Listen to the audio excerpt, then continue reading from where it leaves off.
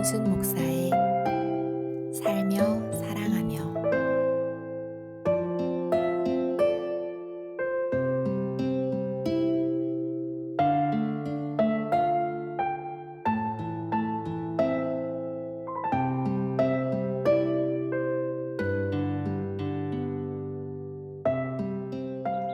무언가 새로운 것을 시작할 때에는 시작에 관한 막연한 기대감이 생기죠.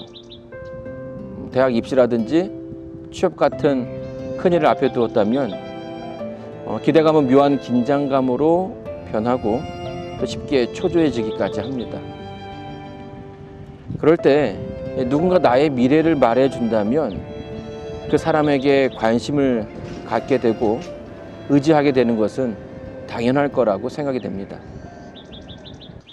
인생의 중요한 문제를 앞에 두었을 때 저 역시도 누군가 나를 위해서, 나를 대신해서 선택을 해 주었으면 좋겠다라는 생각을 종종 하곤 했습니다. 어른이 되니까 선택에 대한 책임과 의무가 생기게 되죠. 그리고 실수에 대한 부담이 고스란히 내 몫이 되니까 선택은 늘 부담감을 주었습니다. 이런 불안한 마음은 주변의 소리에 더 귀를 기울이게 만들죠. 그래서 어떤 사람은 새해가 되면 점을 보러 갑니다. 사람이 미래를 알 수 있다면 점을 보는 것도 좋은 방법이 되겠죠. 만약 미래를 맞추는 능력이 나에게 있다면 가장 먼저 뭘 하려고 할까요? 당장 복권을 사러 가지 않을까요? 하지만 운세를 알려주는 점장이라든지 무당이 복권에 당첨되었다는 소식을 들어본 적은 없습니다. 정말 미래를 알 수 있다면 불가능한 일도 아닐 텐데 말이죠. 그럼에도 불구하고 사람들이 그들을 찾는 이유는 말 그대로 불확실한 미래 때문이겠죠. 그리고 지푸라기라도 잡고 싶은 그들의 심리가 이용되는 겁니다. 조선 최고의 철학자 서경덕은 인생 말년에 그의 수제자인 이지함을 포함한 제자들과 함께 전국 여행을 떠납니다. 여기서 이지함은 토종비결을 쓴 사람으로 유명하죠. 전국 유랑 가운데 충청도의 한 마을에 들어서게 됩니다. 그 마을 입구에서 한 포졸이 길을 막아서는 거예요.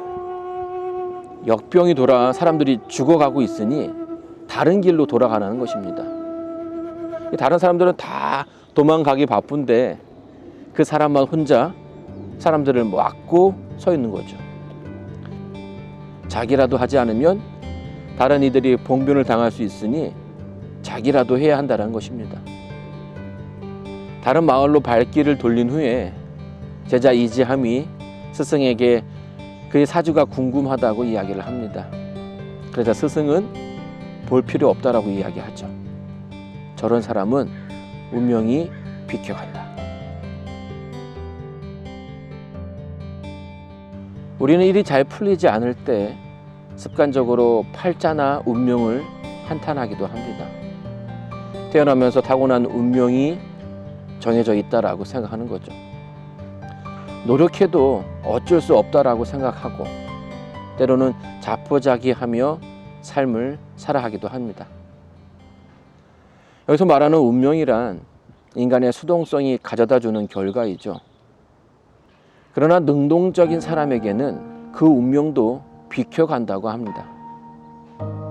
하나님을 믿는 사람들은 운명이라는 말보다는 섭리라는 단어를 쓸 줄 알아야 하죠.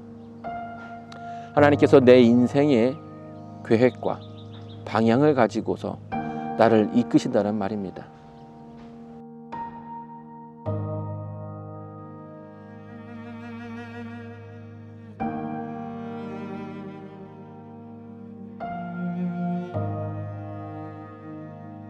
성경에서 요셉은 그가 꾼 꿈으로 형들에게 미움을 받고 애굽의 노예로 팔려갑니다.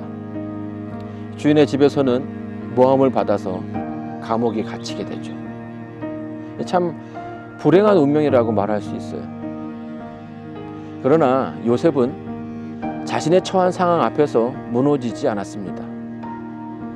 하나님께서 섭리 가운데 자신을 이끌어 주실 거라 생각하며 자기에게 주어진 삶을 살아냅니다.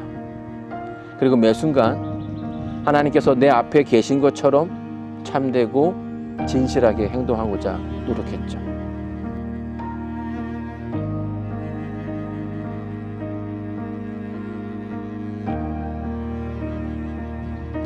하나님께서 선한 능력으로 그와 그의 가족을 축복의 길로 이끄셨습니다.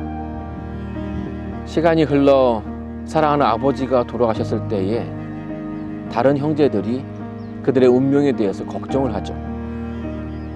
자, 그런 형들에게 요셉은 이렇게 이야기합니다. 당신들이 나를 해하려 하였으나 하나님은 그것을 선으로 바꾸셨습니다. 자칫 원망과 포기 그리고 복수로 가득 찰 수 있었던 자신의 인생에 어떤 변화가 있었는지를 고백하는 순간이었죠. 하나님께서 바꾸셨다.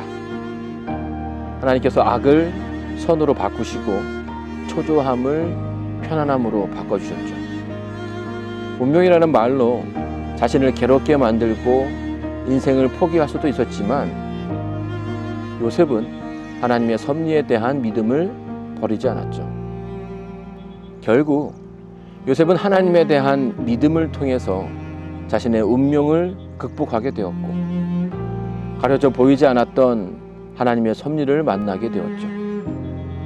요셉의 이야기는 오늘 우리에게도 유효합니다. 그래서 우리는 요셉의 길을 인도하셨던 그분이 내가 믿고 따르는 하나님이라는 사실을 결코 잊어서는 안 됩니다.